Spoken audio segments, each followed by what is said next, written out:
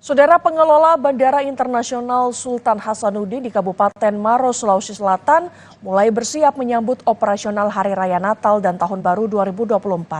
Persiapan tersebut meliputi pembangunan posko Nataru termasuk menyiapkan 40 counter check-in untuk pengguna jasa bandara. Mulai tanggal 19 Desember sampai dengan 3 Januari 2024 mendatang, Angkasa Pura I akan mendirikan posko Nataru dengan total 600 orang personil gabungan dan stakeholder bandara yang akan berkala secara bergilir.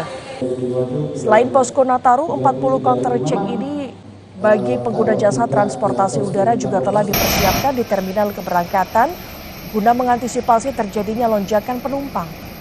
Aturan pemeriksaan suhu juga telah disiagakan jika sewaktu-waktu harus diberlakukan dalam mengantisipasi penyebaran COVID-19.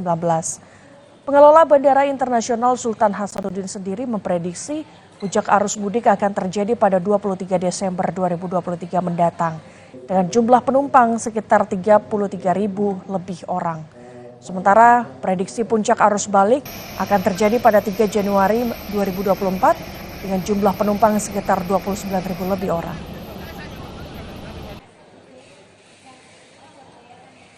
Nataru ini insya Allah semua sudah siap secara fasilitas, kami sudah siapkan. Terus kemudian ada beberapa perbaikan fasilitas juga sudah selesai. Tanggal 19 Desember ini kami akan mulai posko sampai di tanggal 3 Januari 2024.